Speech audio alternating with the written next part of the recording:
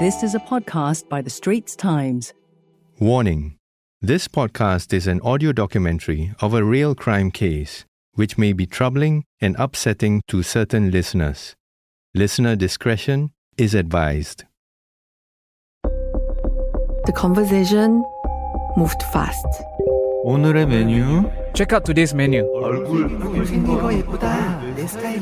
What a pretty face. Totally my style. Feeling excited. 자기 스타일은 1번방 누구다. My type is in room 1. 언제 강간하러 갈 거야? When are we going to rape her? 원정대 꾸리자. Let's make a team. 들어갔을 때에 이제 눈에 들어왔던 것은 I saw 2 to 3 minutes worth of footage that showed what looked to be young schoolgirls who were naked. 3분짜리 내외 영상이 그 방 안에 있었던 거죠. Ew! Those lines, narrated by the male voices you heard earlier, happened for real. Horrifying images of women in compromising or degrading acts. Footage depicting self-harm or torture, and even sexually explicit pictures showing individuals who seem to be minors. You're listening to True Crimes of Asia, a special podcast series by the Straits Times. I'm Chang May Choon, SD's South Korea correspondent. In this episode, we transport you to highly wired South Korea. We look at the growing problem of digital sex crimes, what's being done to stop these illegal acts and help victims, and what they reveal about the country's dark side. The year was 2019. It didn't matter what time of the day it was. Those scenes from the Telegram chat room would burst to life with vulgar comments or violent remarks whenever new videos or pictures were distributed in the group. The thousands of active members in the secret room did not know it then. They were being watched, monitored. Not by the police, but student journalists. Park Ji-hyun was one of them. She was trawling the net for new leads on the rampant problem of spy cam crime when she stumbled upon something called the Nth Room. She found an online blog that held links to several chat rooms that were hosted on Telegram, an encrypted messaging service. In these secret rooms, a user who went by the moniker God would upload videos showing teens and children coerced into sexually explicit and depraved acts. Like any good journalist, Ji-hyun clicked on one of the links and entered a chat room with about 700 users. She then figured out a way to gain access into one of the Nth Rooms. As she told the Straits Times, They had created a sort of online prison called the Nth Room, where they posted about 150 sexually explicit videos obtained through blackmail and threats. The most shocking was a video where the perpetrators made the victims engrave their names or IDs on their bodies using knives. The comments about the victims were so harsh, talking about the shape of their breasts or their faces, using words that you would never say in real life. Such sexual harassment and abuse were being directed at children and teenagers, and they were doing it in such a casual manner. It's just shocking how they had no qualms or guilt doing it. she didn't know it then, but Ji-hyun had just discovered the largest and most shocking case of online sexual slavery in South Korea. Dozens of young girls blackmailed, forced to take degrading videos of themselves to be posted online. Men would pay to watch. The girls were trapped in a digital prison. This was the epitome of digital sex crimes, spreading like wildfire in a highly wired country. Hidden cameras were being installed in toilets, changing rooms, motels, and other places to illegally film women in various states of undress. The recordings were posted online. There is a huge community of men willing to pay to watch them. Women were starting to feel unsafe. as they could be filmed even in the safety of their own homes, worried they might become the subject of someone else's porn habits. With the power of the pen in her hands, Ji-hyun dug deeper into the spycam topic together with a friend. Both were college students. They were known as Team Flame, and their aim was to pull out the roots of this evil. But what they found in the Nth Room was so much worse. The two friends decided to call the police. They were told it would be tough for them to file a report if they themselves were not victims. Undeterred, they made their own way down to the police station to show the sex slave videos they had discovered. But they were told that Korean authorities did not have the power or resources to deal with it. The case was too large, too complex. Who knows how many rooms could be tucked away in a highly secure platform overseas. So the two women, both in their 20s, decided to continue investigating on their own or reporting major findings to the police. The thought that I could become a victim myself made me want to stop such crimes. Ordinary women who are just going about their daily life and using social media could easily end up being filmed illegally and subject to sexual exploitation. The perpetrators even created rooms based on types of victims or fetishes. For example, flight attendants and teachers. People were told to take photos of teachers, find their social media accounts and profiles, post details such as their names, ages, and then sexually harass them in real life. They also created deepfake content by digitally adding the faces of unsuspecting women onto nude photos, and the victims were none the wiser that such images existed. The scary thing is that the culprit could be the victim's acquaintance or someone living in the same house. We felt we had to do something, and the role we could play was to write an article to inform victims and inform society that this is a problem.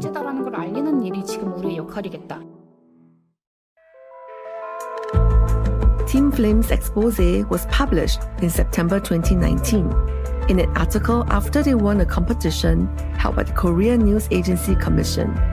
It was titled, "Do You Sell Underage Porn?" It triggered a wave of media and police investigations that eventually led to the arrest of the ringleader Cho Ju-bin and his main accomplice Moon Hyung-wook in 2020. Cho, who went by the name Baksa, was paraded in front of the media waiting outside a police station where he said, 저에게 피해를 입은 모든 분들께 진심으로 사죄의 말씀을 드립니다. 멈출 수 없었던 악마의 삶을 멈춰주셔서 정말 감사합니다. I apologize to those who were hurt by me. Thank you for putting a brake on the life of a devil that could not be stopped. Then a college student, Cho was charged in court and received a 42-year jail sentence. He had forced 74 victims, many of them minors, into filming sexually exploitative content, which he sold to members of an intricate web of chat rooms on Telegram. He had 38 accomplices. His main accomplice, Moon, who went by the name God, had created the original chat room. Moon was handed a 34-year jail term. As many as 260,000 users had access to those chat rooms, some paying up to $1,200 for the materials. Investigations revealed the following. The chat room operators lured young girls with lucrative part-time jobs and persuaded them to send suggestive photos of themselves. They used those photos and their personal information to blackmail the girls into sending more revealing and graphic images. Any refusal to cooperate will be met with threats to expose their identities to their family, friends, or school, and this fear kept the girls obedient. That same fear has tormented victims of other digital sex crimes, from upskirt videos to spy cams and revenge porn uploaded by spurned lovers. In South Korea, Such illicit voyeurism has become part and parcel of daily life. In 2021, the Korean police reported 16,866 cases of digital sex crimes, 17% more than the previous year. Experts believe that the actual figure is much higher, as many cases are unreported. Activist Summer Cha is a member of Project Reset, a non-profit group that aims to eradicate sexually exploitative content found online. She attributes the trend to the low status and low rights of women in South Korea and fast-developing technology. She told the Straits Times. The prevalence of digital sex crimes and technology-based sexual violence stems from widespread misogyny in the Korean society, which forces the woman to tolerate this form of violence caused by technology. It feels like the woman is just the man's accessory. She's secondary to him. She exists only to support him from behind and to make him shine. She is viewed as something that should not be in the spotlight. But if this changes and the man starts to view the woman as an independent human being, the crimes can be reduced. However, the man is still suppressing the woman. He needs to change the way he perceives the woman. Her co-worker Lee Eun-jeong agrees. She told the Straits Times. In this society, the woman's body belongs to the man. The woman has no ownership over her own body, yet she is unable to speak up if her body is violated against her will, as it can bring damage to her reputation. But if the problem is not brought to light, there can be no counteraction. If the woman's voice can be louder, if her rights can be improved, and if the slogan "My body, my choice" can be embraced, it's possible we can bring down the crime rates. Summer recalls how sex crimes evolved with technology, starting from obscene prank calls in the 1990s. Then came SoraNet, the country's largest pornographic website containing thousands of illegal spycam videos and revenge porn. SoraNet was created in 1999, during the era of the internet boom, and at its peak drew more than 1 million members before it was shut down in 2016. In 2019, one of its co-founders was found guilty of distributing illegal pornographic materials and sentenced to 4 years of jail. She was a woman in her 40s. SoraNet played a part in spreading certain sexual exploitation content across the whole country. The videos were viewed as something that everyone should watch at least once. And some people even joked that they contributed to the growth of Korea's high-speed internet network. Digital sex crimes increased with the active usage of the internet, but it's only recently that Korean society started recognizing it as a crime. Women have also started to fight back and voice out, realizing they have been unfairly treated. In 2018, thousands of them took to the streets to protest against spy camps and demand change, proclaiming, "My life is not your pawn." Attitudes towards women as mere sex objects also need to change, according to Lee Eun-jeong. Korea has a very long history of patriarchy. This culture aggravates the situation for digital sex crime because it's perceived as a fun game that takes for granted that women can be teased sexually and that they should satisfy the men. The biggest issue in Korea recently was the Itaewon crowd crush accident. Many young people lost their lives. When monitoring Namcho websites that are primarily used by men, I saw many images of the dead victims being posted with lewd captions like "I want to F her." There were also many posts harassing dead women. It made me feel so angry, but at the same time, totally shocked. You know, that is a Korean woman's status. That's where I belong. I'm just a person who gives sexual pleasure. It makes me feel totally helpless. No matter what I do, my status doesn't change. That makes me very sad. On a more positive note, law enforcement authorities have stepped up efforts to raise awareness about what constitutes online sex abuse. Big cities such as Seoul, Busan and Incheon have set up their own digital sex crime centers to provide support for victims. The one in Seoul was opened in March 2022. It has so far provided assistance to more than 300 victims, from teenagers to those in their 20s and 30s, according to its director, Lee Eun-jeong. She told the Straits Times. So once the victim comes in, we will check if this person has suffered from digital sexual violence. We have a checklist for that. Asking questions such as whether someone had filmed the victim's body part or sexual activity. We check if the victim needs help coping with anxiety by asking if he or she is feeling anxious and fearful over the possibility that the video was already distributed.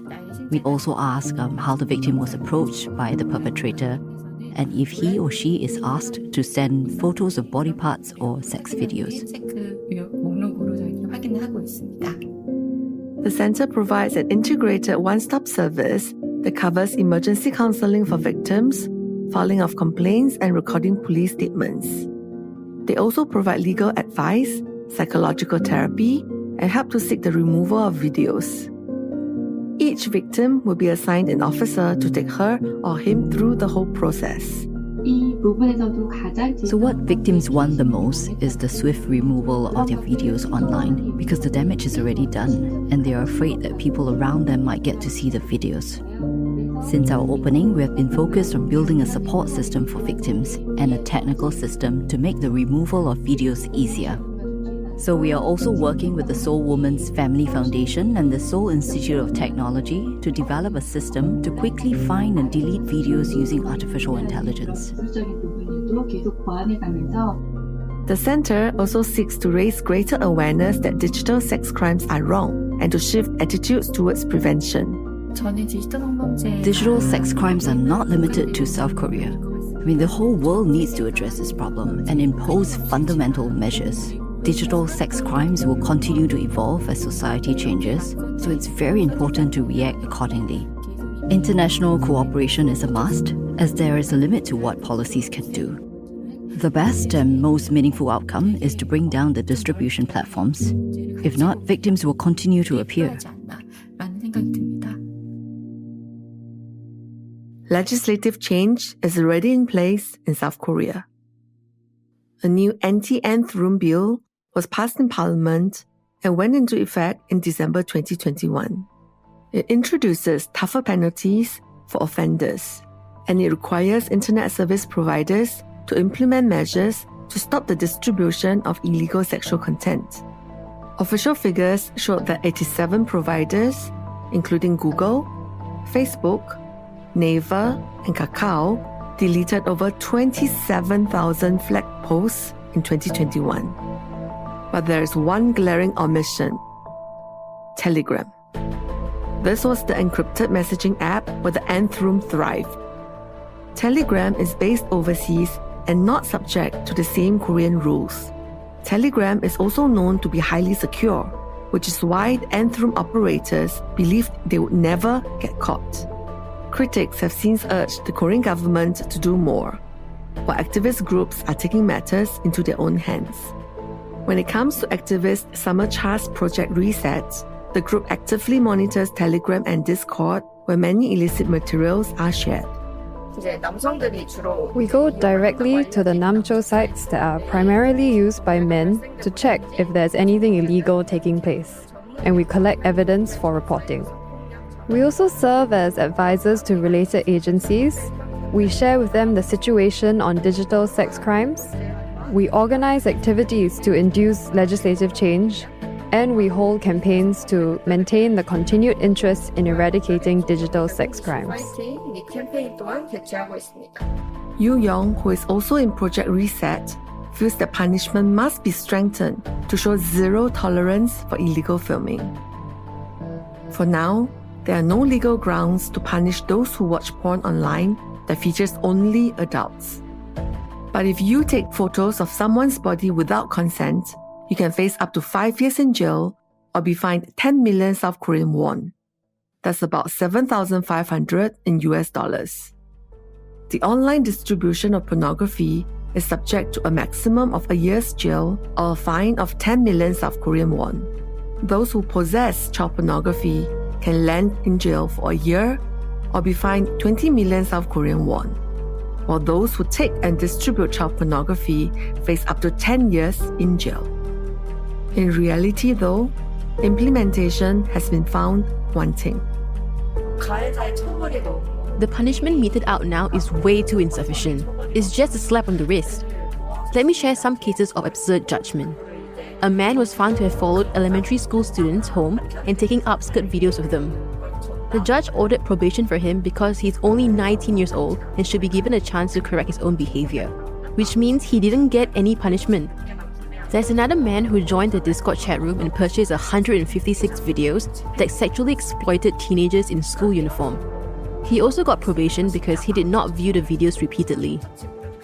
There are many such cases where the offender gets off lightly for sexual crime against minors because he has a bright future or was under extreme stress. I think lenient punishment is one reason why digital sex crimes are increasing.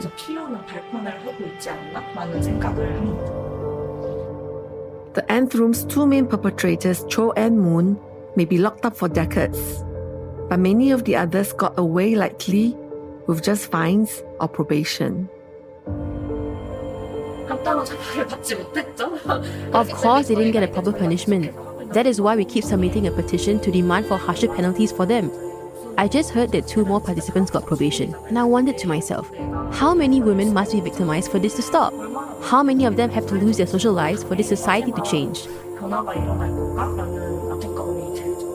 For Ji-hyun of Team Flame, she finds that even the 42-year jail term handed to the mastermind Cho Ju-bin may be too little. When he finishes his sentence and returns to society, he will be about 65 years old. Is that enough punishment to make up for the sufferings of the hundreds or thousands of victims? And even if the mastermind gets punished, would the videos that he created and threatened victims with disappear completely within those 4 decades? No one knows. There's still something weighing heavy on my mind. I just cannot feel totally relieved.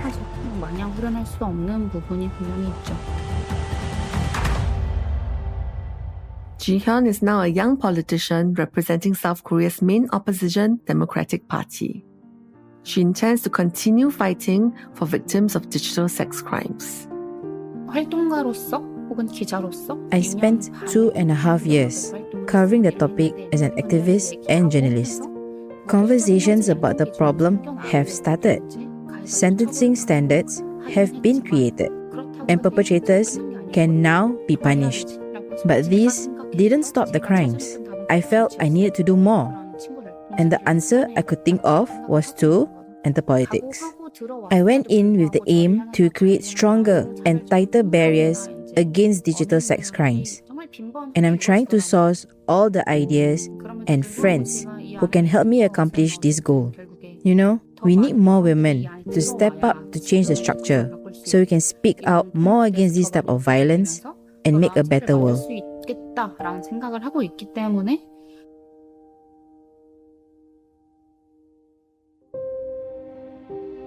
Meanwhile, with legislation still lagging behind, more Nth Rooms have sprung up, including one pushing animal abuse materials. There is also another online sex ring dubbed the Second Nth Room that got its creator Lee Eun-jeong arrested in Sydney, Australia. Yi has been charged for threatening 9 underage girls and circulating 1,200 sexual videos of them on Telegram. He faces jail time of up to 25 years. Summer Cha thinks there will be no end to such crimes. There's no stopping this. It's a crime that cannot be stopped. Yu-young says she sees too many new cases around her. Just this morning, I got a call that someone really close to me seems to have been victimized. She asked me how she should react. I thought I would have gotten used to it, but my heart still stops when people around me tell me they've become a victim. I helped her track down the images and found that they've already been uploaded onto overseas sites. I felt the severity of the case. Something needs to change, and that gives me a reason to continue doing this work. I don't want things to get worse. It will take a long time to bring about social change, but it's clear that if no one speaks about it, the issue will eventually just disappear. Public interest has already waned. If activists like us disappear, no one will be able to solve this problem when it happens again in the future. I do think that things are getting better, bit by bit. I'm doing my part to crack this humongous digital sex crime system. And if I can pass the baton on, we'll be able to keep the fire burning high in the future.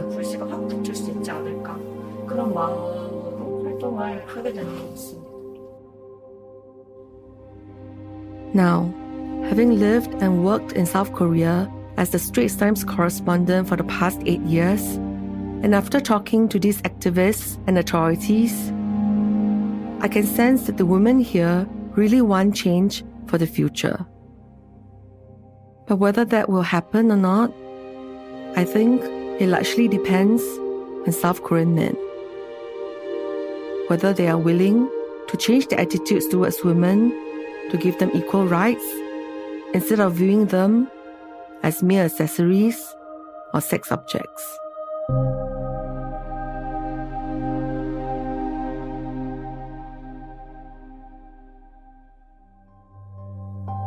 You were listening to the first episode of True Crimes of Asia, a new and special 6-part podcast series started by the Straits Times in 2023.